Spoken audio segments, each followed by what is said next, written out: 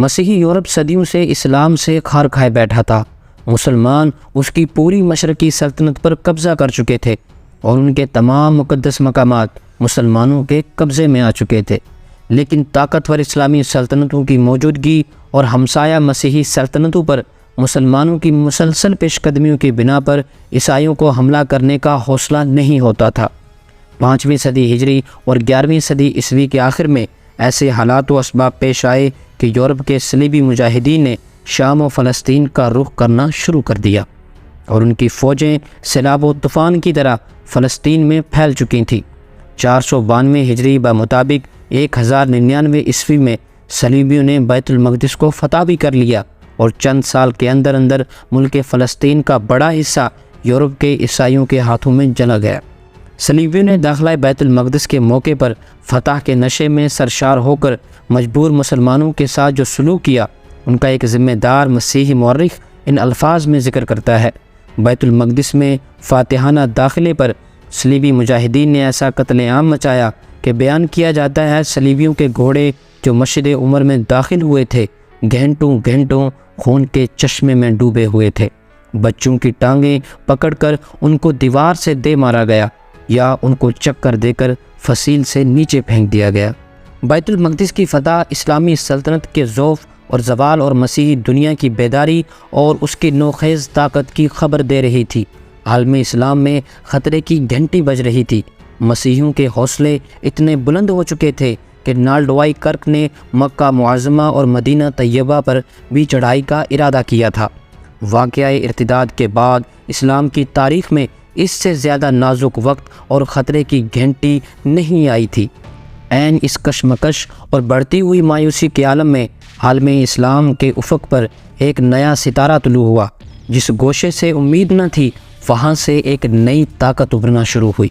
یہ موصل کا زنگی خاندان تھا، جس کے 2 افراد عماد الدین زنگی اور اس کے فرزند نور الدین زنگی نے صلیبیوں کو پے در پہ شکستیں دی اور بیت المقدس کے علاوہ جس کی فتح صلاح الدین ایوبی کے مقدر تھی، تقریباً فلسطین کے پورے علاقے کو صلیبیوں سے صاف کر دیا۔ نور الدین اپنی شرافت نفس، زہد و ورع، حسن انتظام، عدل و انصاف، انکسار و تواضع، شوق جہاد اور ایمان و یقین کے لحاظ سے اسلامی تاریخ میں نمایاں حیثیت رکھتا ہے۔ مشہور مورخ ابن الاثیر جزری، جو ان کے ہم عصر تھے، تاریخ الکامل میں لکھتے ہیں کہ میں نے گزشتہ سلاطین کی زندگی اور حالات کا مطالعہ کیا ہے۔ خلفائے راشدین اور عمر بن عبدالعزیز کے بعد نور الدین سے بہتر سیرت اور ان سے زیادہ عادل سلطان میری نظر سے نہیں گزرا۔ نور الدین کے بعد ان کے تربیت یافتہ سلطان صلاح الدین ایوبی نے صلیبی دنیا کے مقابلے میں عالم اسلام کی قیادت سنبھالی۔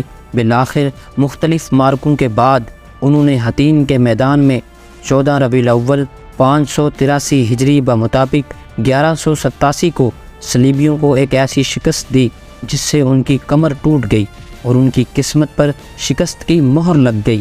لین پول اس کا نقشہ اس طرح کھینچتا ہے: ایک ایک مسلمان سپاہی 30 عیسائیوں کو، جنہیں خود اس نے گرفتار کیا تھا، خیمے کی رسی میں باندھے لے جاتا دیکھا گیا۔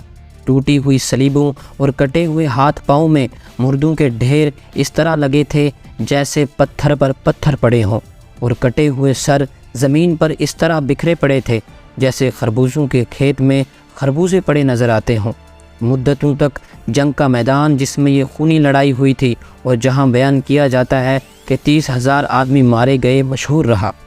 حطین کی فتح کے بعد سلطان صلاح الدین ایوبی نے 27 رجب 583 عیسوی کو بیت المقدس کو دوبارہ حاصل کیا اور اس آرزو کی تکمیل ہوئی جو 90 برس سے مسلمانوں کے دلوں کو بے چین کیے ہوئے تھی۔ سلطان کے رفیق و معتمد قاضی ابن شداد لکھتے ہیں: ہر طرف دعا و تہلیل و تکبیر کا شور بلند تھا۔ بیت المقدس میں 90 برس کے بعد جمعہ کی نماز قائم ہوئی تھی۔ قبہ صخرہ پر جو سلیب نصب تھی وہ اتار دی گئی۔ ایک عجیب منظر تھا اور اسلام کی فتح مندی اور اللہ تعالیٰ کی مدد کھلی آنکھوں سے نظر آ رہی تھی۔ سلطان صلاح الدین نے اس موقع پر جس عالی ظرف، دریا دلی اور اسلامی اخلاق کا مظاہرہ کیا، اس کا ذکر کرتے ہوئے لین پول لکھتا ہے: اگر صلاح الدین کے کاموں میں صرف یہی کام دنیا کو معلوم ہوتا کہ اس نے کس طرح یروشلم کو بازیاب کیا، تو صرف یہی کارنامہ اس بات کے ثابت کرنے کے لیے کافی تھا کہ وہ نہ صرف اپنے زمانے کا بلکہ تمام زمانوں کا سب سے بڑا عالی حوصلہ انسان اور جلالت و شہامت میں یکتا اور بے مثل شخص تھا۔ بیت المقدس کی فتح اور حطین کی ذلت آمیز شکست سے یورپ میں غیظ و غضب کی آگ پھر بھڑک اٹھی اور سارا یورپ شام کے چھوٹے سے ملک پر ابل پڑا۔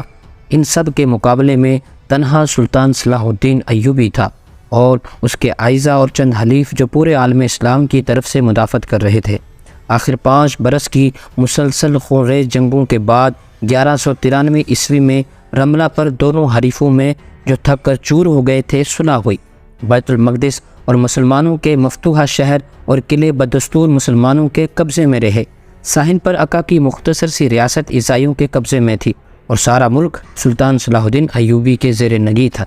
لین پو لکھتا ہے جنگ مقدس خاتمے کو پہنچی، 5 برس کی مسلسل لڑائیاں ختم ہوئیں۔ جولائی 1187 عیسوی میں حطین پر مسلمانوں کی فتح سے پہلے دریائے اردن کے مغرب میں مسلمانوں کے پاس 1 انچ زمین بھی نہ تھی، لیکن ستمبر 1192 عیسوی میں جب رملہ پر صلح ہوئی تو سور سے لے کر یافا تک ساحل پر بنجر زمین کی ایک پتلی سی پٹی کے علاوہ سارا ملک مسلمانوں کے قبضے میں تھا۔